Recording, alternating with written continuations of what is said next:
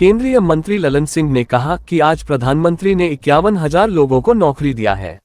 बेरोजगारी दूर करने का मतलब यह नहीं होता है कि सिर्फ नौकरी दिया जाए। साथ ही उन्होंने कहा कि हमारा लक्ष्य है कि हम नौकरी भी दें और लोगों को रोजगार भी उपलब्ध कराएं और सरकार इस दिशा में लगातार काम कर रही है।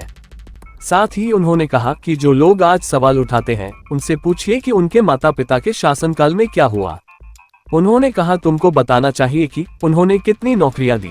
नीतीश कुमार ने तो नौकरियों की बहार लगा दी, आने वाले समय में और भी नौकरियां मिलेगी।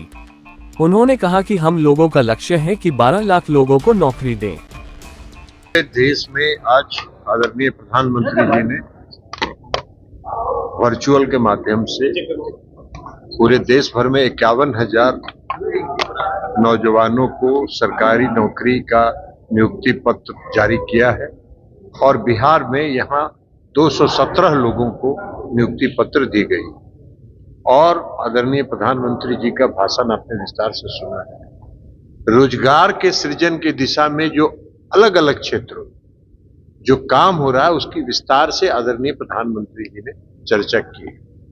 रोजगार सिर्फ सरकारी नौकरी नहीं होता है, रोजगार के अवसर मिलने चाहिए और जो नए स्टार्टअप्स के माध्यम से, एमएसएमई के माध्यम से और जो इंफ्रास्ट्रक्चर डेवलपमेंट के माध्यम से जो रोजगार के नए नए अवसर पैदा हो रहे हैं, करोड़ों लोगों को रोजगार पैदा किया जा रहा है। विदेशों में, कई देशों में भारतीय नौजवानों को रोजगार के नए अवसर और स्किल ट्रेनिंग के लिए, उनके कौशल विकास के लिए जो व्यवस्था की गई है उसकी विस्तार से आदरणीय प्रधानमंत्री जी ने चर्चा की है।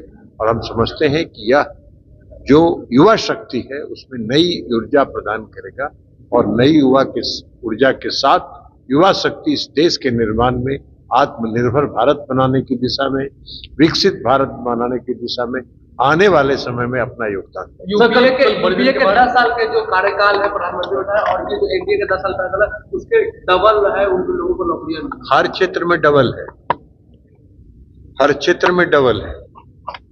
तो इसलिए जो मैंने कहा एक बात कि बोलना और करना दोनों अलग अलग चीज है।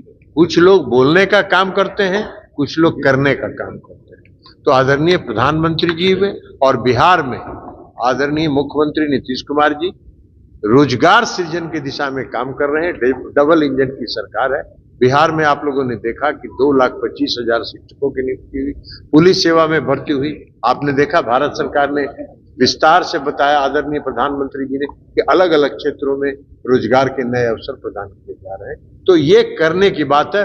और कुछ लोग बोलते रहते हैं, वो याद नहीं करते हैं कि उनके माता और पिता 15 साल बिहार में रहे। एक बार यह भी तो उनको बताना चाहिए कि मेरे माता और पिता के बिहार में शासनकाल के दौरान कितने नौजवानों को बिहार में रोजगार मिला, वो बोलने के लायक नहीं है। अब अभी जिस मुख्यमंत्री के नेतृत्व में उठे, उनके सामने बोलने का तो हिम्मत होता नहीं। अभी कह रहे हैं कि उनके कहने से रोजगार मिला। अरे आपको क्या पता है? आप जरा माता पिता से जाके पूछिए कि बिहार में कितना रोजगार उन्होंने 15 साल के शासनकाल में दिया। और नीतीश कुमार जी ने 20 वर्षों में जो रोजगार दिया है बिहार के नौजवानों को, उसका भी आंकड़ा आपके पास है। लाखों लोग मिले हैं और आने वाले समय में 12 लाख और नियुक्ति किए जाने का लक्ष्य।